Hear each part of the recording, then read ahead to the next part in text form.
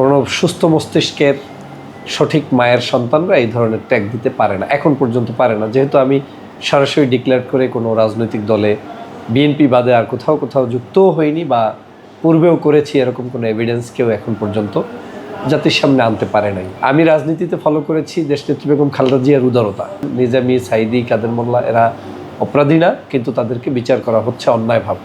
তো জামাত ইসলামের সাথে আমার দেখা সাক্ষাৎ এটা ছিল একটা ইউনিটি কনসেপ্টের কারণে। তো আওয়ামী লীগ বাদ দিলে এদেশে সরকারি দল হয় জামাত কিংবা বিএনপি, না হয় বিএনপি বিরোধী দল কিংবা জামাত বিরোধী দল। এই কনসেপ্টের বাইরে তো আপনার এই মুহূর্তে যাওয়ার কোনো রাস্তা নেই। আপনাকে নিয়ে যেটা বলা হয় যে আপনি জামাতের এজেন্ট হয়ে বিএনপিতে এসেছেন, এই বিষয়টা নিয়ে আপনার মতামত কি? এটা আসলে বলে আওয়ামী লীগের লোকেরা। আওয়ামী লীগের লোকদের একটা সহজ ট্যাগ হচ্ছে আপনাকে যে কোনো ভালো কাজ করলে তাকে জামাত, শিবির কিংবা রাজাকার, আলবদর, আল শামস বানিয়ে দাও।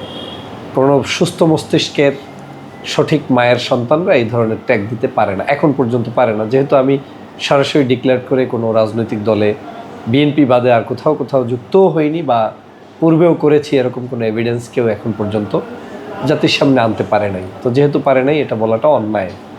5 তারিখের আগে আমাকে এই কথা কেউ বলার সাহস পেত না। এখন যদি কেউ বলে থাকে বা কেউ যদি বলে এটা নিয়ে মানুষের কাছে একটু ভিন্নভাবে উপস্থাপন করার চেষ্টা করে, এটা নিতান্তই তাদের ব্যর্থতা এবং অযোগ্যতা। আমি রাজনীতিতে ফলো করেছি দেশনেত্রী বেগম খালেদা জিয়ার উদারতা। আপনারা যদি যেহেতু সাংবাদিকতায় কাজ করেন, নিশ্চয়ই খালেদা জিয়ার বিগত দিনের বহু ভাষণ শুনেছেন।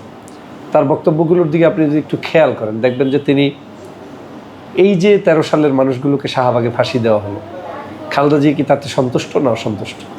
তিনি অসন্তুষ্ট হয়ে বসেই থাকেন নাই। তিনি নিজে পর্যন্ত সংবাদ সম্মেলনে বলেছেন নিজামী, সাইদি, কাদের মোল্লা এরা অপরাধী না, কিন্তু তাদেরকে বিচার করা হচ্ছে অন্যায়ভাবে। এটা খালেদা জিয়ার বক্তব্য। খালেদা জিয়া বহু সভা সমাবেশে তাদেরকে নিয়ে একত্রে চলেছেন। 2004 সালের যে নির্বাচন, 1 সাল থেকে 4 সাল 5 সাল পর্যন্ত বিএনপি এবং জামাত সহ ক্ষমতায় ছিলেন, তখন তাদের জামাতের মন্ত্রীরা তাদের সাথে ছিলেন।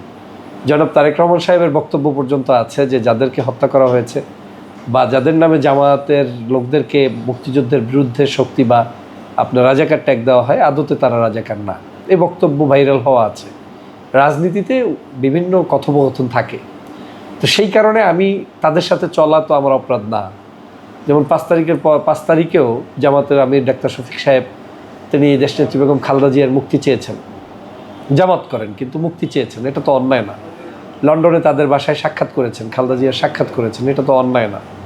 তো জামাত ইসলামের সাথে আমার দেখা সাক্ষাৎ এটা ছিল একটা ইউনিটি কনসেপ্টের কারণে, যে আমরা এই দেশটাকে আওয়ামী বিরোধী যারা আছি তারা একসাথে থাকবো, ভাই বোনের মতো থাকবো, খালাতো ভাই বোনের মতো থাকবো, আমরা সবাই মিলে দেশটাকে গঠন করব। এই দেশে তো কাউকে না কাউকে আপনার সরকারি দল বানাতে হবে, বিরোধী দল বানাতে হবে না। আমি একাই যদি সব চিন্তা করি তাহলে তো হবে না। তো আওয়ামী লীগ বাদ দিলে এদেশে সরকারি দল হয় জামাত কিংবা বিএনপি, না হয় বিএনপি বিরোধী দল কিংবা জামাত বিরোধী দল। এই কনসেপ্টের বাইরে তো আপনার এই মুহূর্তে যাওয়ার কোনো রাস্তা নেই। তো সেই জায়গা থেকে আমার তাদের সাথে সখ্যতা, সামাজিক সম্পর্ক এবং সাম্প্রতিক সময় বেশ কিছু জায়গায় তাদের সাথে দেখা সাক্ষাৎ হয়েছে। আমার ঝালকাঠিতেও জামাতের আমির সাহেব গিয়েছিলেন, উনি আমাকে একটা সামাজিক প্রোগ্রামে দাওয়াত দিয়েছিলেন। শহীদি পরিবারকে উনি সাহায্য করতে গিয়েছেন। একজাক্টলি আমি শহীদি পরিবারের উদ্দেশ্যেই সেখানে গিয়েছি। সেখানের ছবি টবি বা তার সাথে তার আগেও দেখা হয়েছে। এই জুলাই বিপ্লবের তিনি একজন অংশীদার, সেই হিসেবে তিনি আমার টকশো শুনতেন, আলোচনা শুনতেন, বক্তব্য শুনে তিনি নিজেই আমাকে উৎসাহিত করতেন। তা আমি ভিন্ন আর একটা দল করার পরেও সে মেনে নিয়ে উৎসাহ প্রদান করা, এটা তো তাদের উদারতা।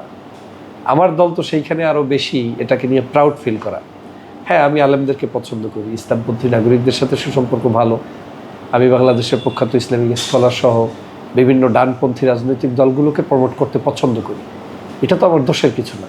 রাজনীতিতে যদি এদেশে বামপন্থী রাজনীতি থাকতে পারে, ভারতীয়রা ধারায় রাজনীতি থাকতে পারে, ধর্মীয় মূল্যবোধের ধারায় একজন রাজনীতি করলে তাতে সমস্যাটা কোথায়? তো সেই সেন্স থেকে আপনাদের কাছে মনে হতে পারে যে এটা কি তাহলে জামাত করা বা জামাতের সাথে এজেন্টগিরি করা হচ্ছে কিনা। না, এরকম কোনো কিছুই হচ্ছে না। কখনো কোনো কিছু করলে অবশ্যই আমার সব কিছু ফেসবুকে যেভাবে দিয়েই করি, প্রকাশ্যেই আমি সেটা করব। এটাই হচ্ছে আমার বক্তব্য। জি, আপনি যেটা বললেন আপনার কথায় যে কেউ কোনো কিছু করলেই আওয়ামী লীগ তাদেরকে জামাত শিবির ট্যাগ দিয়ে দিত। তো গত কিছুদিন ধরে আমরা যেটা দেখছি যে বিএনপি তাদের বিভিন্ন স্লোগানে ছাত্রলীগের সেই বিখ্যাত যে স্লোগান ছিল জামাত শিবির রাজাকার এই মুহূর্তে বাংলা ছাড়, এই স্লোগানটা দিয়ে আসতেছে। ইভেন আমি আজকেও এটা শুনে এসেছি প্রেস ক্লাবে মোটর শ্রমিক লীগের কোনো একটা ইয়ের মধ্যে তারা এই স্লোগান দিচ্ছিল। তো এই বিষয়টা আপনি কিভাবে দেখছেন? বিএনপি যদি আওয়ামী লীগের আদলে বা বিএনপির যে কোনো অঙ্গ সংগঠন যদি আওয়ামী লীগের মতো করেই জামাতকে, শিবিরকে, হেফাজতকে কিংবা আলেম ওলামাকে, যে শ্রেণী পেশার মানুষ হোক, তাদেরকে গালিগালাজ করে কিংবা ভিন্নভাবে উপস্থাপন করে, তাহলে আওয়ামী লীগের মতো পরিস্থিতি বিএনপিকে ভোগ করার জন্য অপেক্ষা করতে হবে। এদেশের মানুষ 5ই আগস্টের হাসিনার যে বিদায়টা হয়েছে, একটা রাজাকার শব্দ, এই শব্দচয়ন উচ্চারণ করার কারণেই তার বাংলাদেশ থেকে বিদায় হতে হয়েছে। রোকেয়া হল থেকে কোনোদিন কেউ রাজাকার মিছিল আসবে কামনাও করেনি।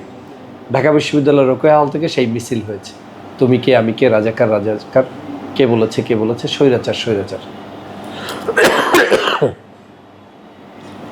তো এই যে অ্যাক্টিভিটিসগুলো আওয়ামী লীগ করার পরে মানুষ কেন তাদের উপরে বিরক্ত হলো এবং তাদের এই স্লোগানটাকে বুকে ধারণ করলো? তার মানে কি সবাই রাজাকার? না। এই গালিটা এখন একটা দেশপ্রেমিকদের একটা আন্দোলনের প্রতীক হয়ে গিয়েছে। ঠিক এই শব্দগুলো যদি অতিরঞ্জিতভাবে নতুন করে বিএনপির অঙ্গ সংগঠন কেউ গ্রহণ করে, তাহলে তাদের পরিস্থিতি হবে ওই একই পরিস্থিতির মতো। কারণ জনগণ এটা ভালোভাবে নিচ্ছে না। রাজাকার এখন কে আছে? 54 বছর বয়স, মানে বাংলাদেশ স্বাধীন হয়েছে, তো 54 বছরের মধ্যে ম্যাক্সিমাম মানুষই তো হচ্ছে দেশপ্রেমিক। হয়তো 2-1 যদি ওই সময়কার স্বাধীনতা বিরোধী থেকে থাকে, তারাও হয়তো মৃত্যুর সাথে পাঞ্জা লড়ছে, মারা যাচ্ছে। কারণ ন্যাচারালি তো একজন মানুষকে মুক্তিযুদ্ধের সময় যুদ্ধ করার জন্য সরকারি নিয়মে 12.5 বছর বয়স হতে হবে। আপনি যদি নিজেকে মুক্তিযোদ্ধা দাবি করেন, তাহলে 71 সালে আপনাকে হতে হবে 12.5 বছর বয়স। তো 12.5 বছর আর 54 বছর মিলালে তো প্রায় কত হয়ে যায়?